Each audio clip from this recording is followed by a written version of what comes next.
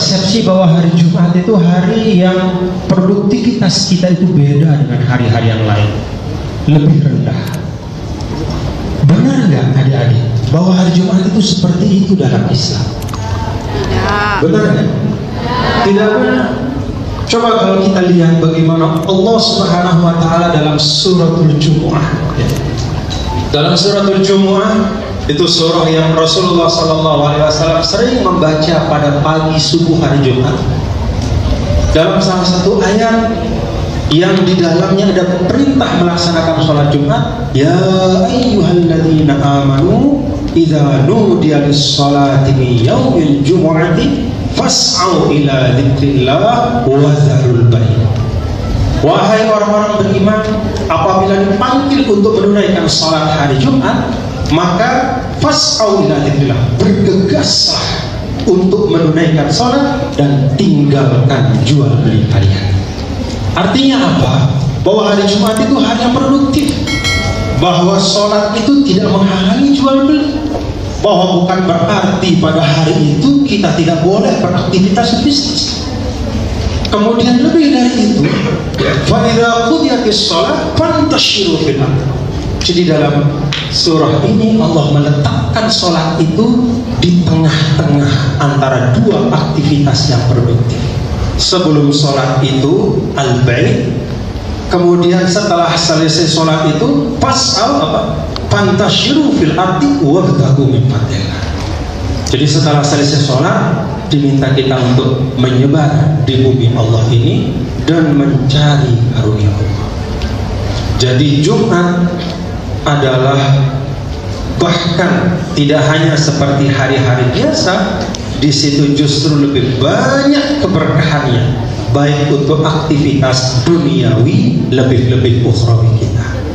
Terima kasih. Ada 42 orang ya putra-putri NTB. Yang pertama ya tentu kita semua yang hadir di sini bersyukur ya, bersyukur dan menyampaikan selamat ya, tahniah kepada ananda semua yang akan meneruskan thalabul ilm ya di Al-Azhar ataupun di Yaman ya, menuntut ilmu, dan kita semua mendoakan semoga mendapat ilmu yang barokah. Kalau saya boleh berpesan ya, yang pertama itu seperti kata Imam Suyuti, segala sesuatu harus sada dunia. Jadi niatnya itu harus lurus ya, niatnya itu harus benar-benar mau menuntut ilmu. Bukan niatnya itu adalah saya cari ilmu ini supaya nanti saya kaya, supaya nanti saya begini, enggak usah. Saya menuntut ilmu supaya saya bisa melengkapi diri saya dengan pengetahuan yang saya perlukan untuk menjadi hamba Allah yang baik ya, melaksanakan perintah Allah Subhanahu wa Ta'ala. Jadi luruskan niat. Yang kedua, fokus ya. Fokus dalam arti kalau berangkat menuntut ilmu ya jadikanlah itu semangat ya. Jangan ketika sudah di sana kemudian waktunya dihabiskan untuk hal-hal yang tidak ada kaitannya dengan ilmu. Ya, pelajaran dari apa yang saya saksikan dulu ketika saya menuntut ilmu, banyak ya yang menyia-nyiakan waktu yang sangat berharga sehingga kemudian akhirnya menyesal ketika sudah waktunya datang untuk bisa menjalankan amanah di tengah umat, ternyata menyesal karena menyia-nyiakan ya, kesempatan yang sangat berharga. Kemudian yang ketiga, saya berharap ananda semua yang akan berangkat ini sadar betul bahwa Anda akan pulang ke Indonesia. Ya, ingat itu. Jadi niatkan bahwa ilmu yang akan dicari itu nanti akan dibawa untuk disampaikan kepada umat, ya, untuk diamalkan di sini. Dan saya yakin, sebagaimana yang saya tahu bahwa para guru di Al-Azhar ataupun di Hadramaut ya, di Yaman itu mengajarkan ajaran Islam Ahlus Sunnah wal Jamaah ya. Jadi ambil itu, bawa ke Indonesia, gunakan untuk mencerahkan umat, untuk mencerahkan umat ya. Supaya kalau ada yang bingung bisa mendapat penjelasan yang benar Jangan sudah bingung tapi nanyanya salah kepada orang yang salah, akhirnya mendapatkan penjelasan yang tidak benar. Nah, Ananda ini semua akan berangkat. Ketika pulang nanti akan menyebarkan, ya, menyampaikan ilmu-ilmu yang baik. Maka ini harus menjadi kesadaran, ya. Ingat, nanti akan pulang ke Indonesia. Kemudian yang terakhir, jangan minta uang sama orang tua, minta doa saja, ya. Yang namanya orang tua itu pasti ingat sama anaknya, ya. Uang itu, kalau istilahnya orang nanam itu, uang itu rumputnya, doa itu padinya, ya. Jadi kalau kita minta doa seperti orang nanam padi, nanti kebutuhannya nanti akan dicukupkan oleh Allah. Tapi kalau mintanya bukan doa, mintanya uang, ya, itu seperti orang nanam rumput, nanti bisa-bisa padinya nggak dapat, ya. Ya namanya orang nanam rumput nggak mungkin tumbuh padi, ya. Kalau nanam rumput ya pasti tumbuh rumput. Artinya apa? Ketahui yang pokok dan yang penting. Jadi kalau kita sama orang tua minta doa, ya, minta doa. Seperti pengajian kita tadi, ya. Apalagi kita pergi ke luar negeri, demikian banyak hal yang kita tidak ketahui. Orang yang kita jumpai, kita tidak tahu dia baik atau tidak, orang baik atau jahat, segala macam. Maka doa yang membentengi kita. Dan salah satu doa yang paling mustajab adalah doa dari kedua orang tua. Itu saja 4 hal yang dapat saya sampaikan. Kita doakan mudah-mudahan mendapat ilmu yang barokah. Rabbana atina fid dunya hasanah wa fil akhirati hasanah wa qina adzabannar. Sallallahu alaihi wasallam ala sayyidina maulana Muhammad walhamdulillahirabbil alamin. Saya tidak panjang, hanya ingin menyampaikan 2 hal. Kebetulan saya berdiri di sini dalam 2 sifat. Pertama, sebagai alumni Al-Azhar. Saya datang ke Mesir 91, selesai S1 95, selesai S2 2000, lalu ada masa yang cukup panjang, 2011 saya selesai doktor, juga di Al-Azhar, alhamdulillah. Untuk yang pertama ini saya ingin sampaikan kepada adik-adik semua. Dulu 91 saya di sini, tahu sekali suasana dibanding hari ini yang saya saksikan. Ada kita punya asrama campur dengan yang lain, itu namanya Madinatul Bu'uts Islamiyah. Nah kayak begini situasinya. Kalau di asrama ini saya saksikan suasananya sangat kondusif, sangat menyenangkan. Tadi sempat bersama Pak Menteri menikmati makanan kalian, itu makanannya sangat menyehatkan. Seharinya lengkap, ada telurnya, potongan ikan, rubuh, ayam itu rubuh itu, perempat itu. Kemudian juga jeruk Umar Afandi, kemudian juga zabadi, wah lengkap. Jadi kalian semua adik-adik, ya, dan secara keseluruhan di Kairo, sungguh situasi yang sekarang ini membuat tidak ada alasan untuk kalian tidak berhasil menuntut ilmu Kairo.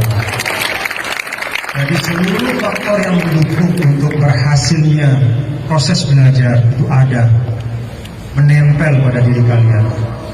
Buku-buku yang tidak terbatas, guru-guru yang tersebar di mana-mana, halaqah-halaqah yang tidak ada habis-habisnya. Semua hal itu dalam jangkauan tangan kalian.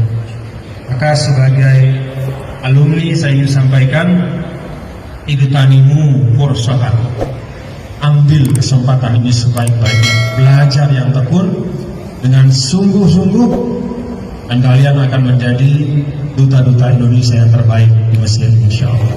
Yang kedua, sebagai ketua organisasi internasional alumni Al-Azhar, saya diperintah oleh Profesor Quraisy, guru kita, untuk mengganti beliau. Perintah guru wajib ditaati. Jadi saya jadi ketua itu diperintah oleh beliau. Maka sebagai bagian dari membalas perintah itu, kita sepakat mendaulat beliau sebagai Roisus Syaraf. Jadi ada Rois, di atasnya ada Roisus Syaraf, ketua kehormatan. Profesor Quraisy Shihab, ketua kehormatan, saya menjadi ketua organisasi alumni Al-Azhar di Indonesia. Dalam sifat sebagai ketua organisasi alumni, saya ingin sampaikan kepada seluruh adik-adik semua bahwa Indonesia menunggu Anda semua. Sekarang saat di mana manhajul wasatiyah, moderasi Islam yang menjadi DNA-nya Al-Azhar, yang menjadi ruh dari proses pembelajaran di Al-Azhar, wasatiyatul Islam, moderasi Islam, pemoderatan Islam yang diajarkan oleh Al-Azhar, sekarang adalah momentum yang luar biasa yang ditunggu-tunggu oleh seluruh umat Islam yang ada di Indonesia dan bahkan seluruh bangsa Indonesia. Bagaimana moderasi Islam ala Al-Azhar ini bisa menjadi mainstream dari dakwah Islamiyah di Indonesia. Karena kita tahu bahwa wasatiyatul Islam ini pula yang pada abad ke-13 itu yang menjadi jiwa dari dakwah Wali Songo. Jadi ketika wasatiyatul Islam ini menjadi ruh dari dakwah, maka manusia akan menerima dengan kelapangan hati. Ke depan Indonesia seperti halnya sekarang dan masa yang lalu, Islam berada pada posisi yang sangat penting di dalam pembentukan karakter bangsa kita. Maka mengisi Islam dengan manhaj al-wasatiyah itu tugas kita para alumni Al-Azhar. Indonesia menanti Anda semua belajar yang rajin, dan insya Allah Anda adik-adik semua akan menjadi generasi yang cemerlang dan akan menjadi generasi yang membanggakan untuk Al-Azhar dan untuk Indonesia. Terima kasih. Assalamualaikum warahmatullahi wabarakatuh. Jadi memang sekarang banyak orang tua di Indonesia ketika ingin menyekolahkan anaknya ke luar negeri belajar Islam, itu yang pertama dia ingat adalah Muslim. Kenapa? Itulah istiqomahnya Al-Azhar. Jadi Al-Azhar ini dengan wasatiyahnya itu dia tetap tegak. Pernah ada masa di dalam dunia Islam ketika wacana-wacana keislaman ditarik ke kiri kanan, ada yang ditarik ke kanan sampai kanannya kelewatan, ada yang kiri sampai kirinya kelewatan. Al-Azhar tetap tegak di tengah, di wasatiyati, dia tetap tegak. Pernah pada masa Al-Azhar itu dulu dihina-hina. Ada orang pulang dari barat mengatakan, apa itu belajar di Timur Tengah, nggak ngerti metodologi katanya. Mereka belajar di Timur Tengah itu nggak ngerti apa-apa, hanya mengerti metode menghafal saja, tidak bisa menganalisis apalagi cari solusi. Waktu dan sejarah membuktikan ucapan itu tidak benar. Ketika seorang Azhari, lulusan Azhar, diberi ruang untuk berkiprah dalam ranah berkhidmatan dimanapun, insya Allah dia bisa tunaikan dengan sebaik-baiknya. Maka anak-anakku, para santri, jangan ada perasaan minder, jangan ada perasaan oh kita ini apa yang bisa kita kerjakan. Tanamkan as-thiqah bin nafsi, percaya kepada diri kita sendiri. Apa yang tertajuk di depan anak-anakku semua tentang membangun kemandirian, itulah yang diajarkan oleh Nabi kita, Nabi besar Muhammad sallallahu alaihi wasallam. Itu yang diajarkan oleh para sahabat radhiyallahu anhum, itu yang diajarkan oleh para tabi'in, tabi'in. Membangun satu peradaban berdiri di atas dua kaki sendiri. Istiqlaliyatun fit tafkir, istiqlaliyatun fit taqaddumil ijtima'i wal iqtisadi, dan semuanya mandiri di dalam kemajuan. Apa ciri-ciri dari kemandirian itu? Kata para ulama, ciri yang paling nyata adalah indama kanatil ummatu asbahat ummatan muntijatan walaysat mustahlikatan. Ciri kemandirian itu adalah apabila satu umat itu sudah menjadi umat yang mampu menghasilkan hal-hal yang baik, sudah mampu memproduksi hal-hal yang bermanfaat, walaysat ummatan mustahlikah, dan dia bukan umat yang sekedar mengkonsumsi apa yang orang lain buat.